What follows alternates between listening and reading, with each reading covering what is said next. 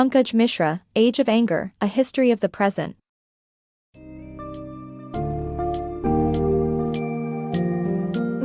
In The Age of Anger, A History of the Present, Pankaj Mishra examines the discontents of modern Western society and their historical roots in the Enlightenment. Delving into the ideas and actions that fueled today's conditions, the book exposes both the failure of liberal capitalism in delivering on its promises and the resulting widespread anger and resentment. Tracing the origins of Ressentiment and amour propre, the book uncovers how the shortcomings of the Enlightenment have fostered a toxic combination of selfishness and combativeness in today's society, leading to the rise of both populist leaders and violent groups.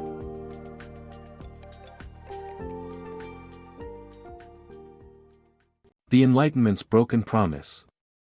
Western society, rooted in Enlightenment principles, was meant to promote equality through science, reason, and art, with individuals breaking free from religious shackles. However, individualist and secular values alone couldn't enforce equality, leading to societal disappointment and the rise of wealth discrepancies. Today, middle and working-class people remain disillusioned and seek strong leaders for guidance. Despite the Enlightenment's powerful concepts, their infeasibility has stirred friction and resentment. At the core of Western society lies the Enlightenment, a collection of ideas from 18th-century European philosophers. These thinkers championed the power of science, reason, and art, seeking to free humanity from religion's grasp. They believed that by embracing these values, every individual would be equal and influential in society. While these tenets initially sparked excitement, the reality soon fell short. Adopting individualist and secular values was insufficient to deliver equality across society. The result? Wealth gaps and societal injustices became more pronounced, breeding disillusionment among the middle and working classes. As these people grappled with their situations, they became increasingly volatile. Alienated and with their aspirations for autonomy and power unmet, many turned to strong leaders for guidance. Throughout history, from Napoleon to Trump, the attraction towards the populist messiah has persisted. Despite the Enlightenment's intrinsic power and inspiration, the challenge of implementing its principles have led to anger and hostility towards the very system it has built. Ressentiment and social discontent. Today's society is characterized by a growing sense of resentment, often referred to as ressentiment, in which an individual's anger and social disenchantment fuel their backlash against perceived beneficiaries. This phenomenon, coined by philosopher Soren Kierkegaard, is exemplified by widespread antipathy toward journalists, artists, and the liberal elite, as people tire of being dictated how to think and act. A parallel concept, amour propre, illustrates one's obsession with their own worth and appearance, constantly seeking validation from others. Philosopher Jean-Jacques Rousseau juxtaposed it with amour de soi, which is genuine self-love, independent of others' opinions. As social media exacerbates amour propre, people become infused with a blend of selfishness and combativeness, inadvertently harming society while pursuing their own self-interest. Unconventional wisdom of Rousseau. As an atypical thinker during the Enlightenment, Jean-Jacques Rousseau defied traditional philosophical norms by willingly acknowledging the potential dangers of unbridled capitalism and embracing the merits of religion. Instead of conflating free enterprise with absolute freedom, Rousseau astutely identified the adverse psychological effects of competition driven by monetary gain, yielding undesirable traits such as greed, corruption, and ego-driven decisions. Furthermore, he recognized the allure of acquiring possessions solely for social standing, linking this behavior to his concept of amour propre. Despite facing widespread rejection among peer philosophers for his religious leanings, Rousseau remained steadfast in his belief that organized religion could provide a valuable moral compass for society. Unwilling to follow in the footsteps of condescending contemporaries like Voltaire, Rousseau's insights serve as a reminder for addressing inherent issues within modern Enlightenment teachings. Globalism's dark side.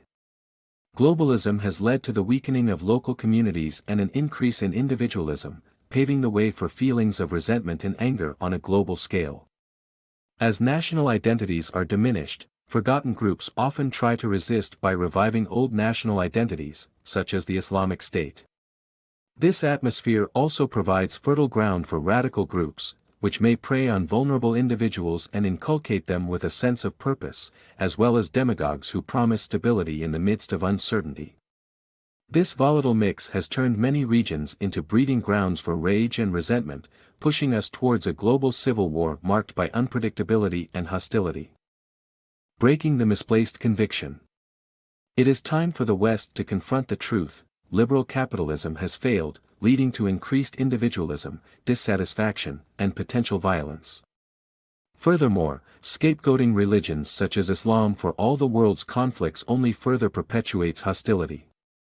Western society must acknowledge and address the root causes of these problems rather than simply casting blame. The West takes pride in its understanding of history but often overlooks crucial factors. To break the cycle of social unrest, it must recognize and accept its blind spots. The harsh reality is that liberal capitalism has not lived up to its promises. Instead of creating wealth and success for all, it has fostered widespread individualism, self-centeredness, and greed, leading to dissatisfaction, disillusionment, and even violence among ordinary people.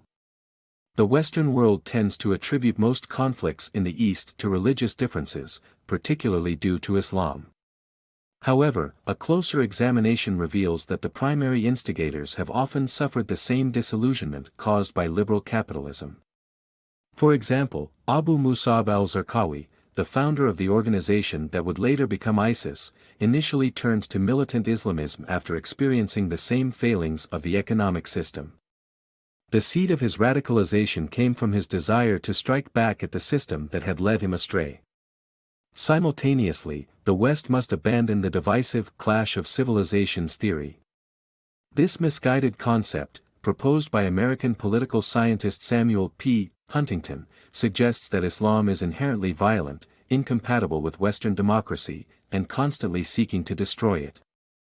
This kind of attitude only serves to stoke the flames of hostility and unrest between different cultures. To move forward constructively, Western politicians, thinkers, and intellectuals must take responsibility and address the true causes of the world's current crises.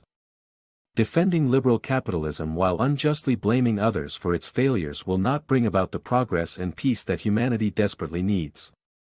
Only by acknowledging the systemic shortcomings and embracing alternative perspectives can the West hope to heal divisions and create a more harmonious society.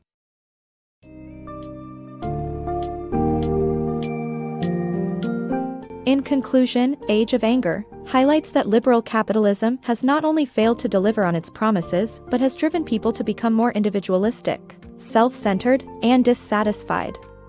The book urges Western society to shed notions such as the clash of civilizations, which perpetuates division and discontent. Instead, it calls for greater understanding, introspection, and taking responsibility to address the root causes of our era's widespread anger and disillusionment. By recognizing this, we can break the cycle of social unrest and begin to address the underlying issues that continue to drive anger and division in our world.